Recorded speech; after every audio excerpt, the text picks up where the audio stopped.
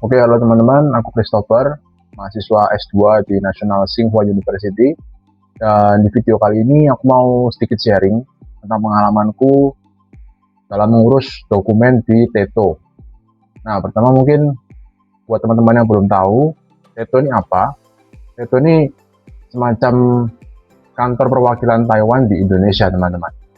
Jadi nanti misal teman-teman mau mengurus dokumen-dokumen yang berhubungan dengan Taiwan, entah itu dokumen pendidikan, mungkin dokumen kerja, nanti teman-teman bakal perlu ke Teto. Nah, Teto ini ada di dua tempat ya teman-teman, ada di Jakarta dan ada di Surabaya. Dan kali ini aku mau share pengalamanku ngurus di Teto yang Surabaya, teman-teman. Nah, langsung aja ke cara-caranya ya teman-teman. Pertama, teman-teman itu bisa download formulir permohonan legalisir. Nah, nanti teman-teman bisa cek di deskripsi, jadi aku bakal kasih linknya. Nanti teman-teman bisa download formulirnya, dan teman-teman langsung aja isi ya, sesuai yang diminta. Nah, lalu kalau udah diisi, berikutnya teman-teman perlu bawa dokumen yang sudah dilegalisir sebelumnya, legalisir dari Kemenlu dan Kemenkumham teman-teman. Jadi ini penting, jadi teman-teman harus bawa dokumen yang sudah dilegalisir di dua instansi tersebut, yaitu Kemenkumham dan Kemenlu. Nah, buat yang bingung cara legalisir di Kemenlu, aku sudah pernah bikin video tentang cara legalisir di Kemenlu. Nanti teman-teman bisa cek aja. Nah, kemudian juga jangan lupa bawa stiker legalisirnya teman-teman. Jadi buat yang belum tahu, nanti waktu teman-teman legalisir di Kemenkumham dan di Kemenlu, itu hasilnya bakal dikasih sebuah stiker teman-teman, stiker legalisir. Itu kalian bawa aja, nggak perlu ditempel sendiri. Nanti kalian tunggu instruksi dari orang Tetonya aja teman-teman. Nanti mereka bakal kasih instruksi nempelnya harus di mana dan bagaimana caranya teman-teman.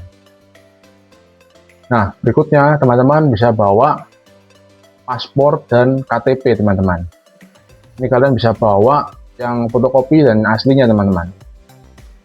Nah, oh ya, sama yang dokumen tadi, dokumen yang sudah dilegalisir, kalian juga bawa asli dan fotokopi ya. Nah, lalu setelah paspor dan KTP, kalian juga perlu bawa LOE teman-teman. Ini bukti penerimaan dari kampus di Taiwan. Itu sama kalian bawa fotokopi dan juga aslinya. Nah, berikutnya ada juga dokumen penunjang. Jadi misal teman-teman ada yang dapat beasiswa dari kampus, itu kalian bisa bawa aja buktinya, jadi fotokopi dan juga aslinya. Nah, kalau lebih untuk berkas-berkasnya itu aja teman-teman.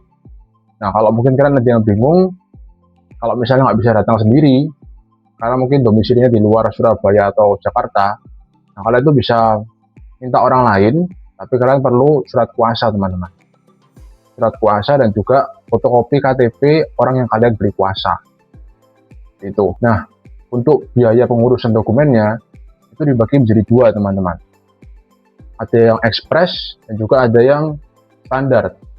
Nah, kalau standar itu pengerjaannya 5 hari kerja, dan kalau yang ekspres itu beda 2 hari teman-teman, jadi 3 hari kerja. Nah, untuk biayanya yang standar itu 225.000 per dokumen teman-teman.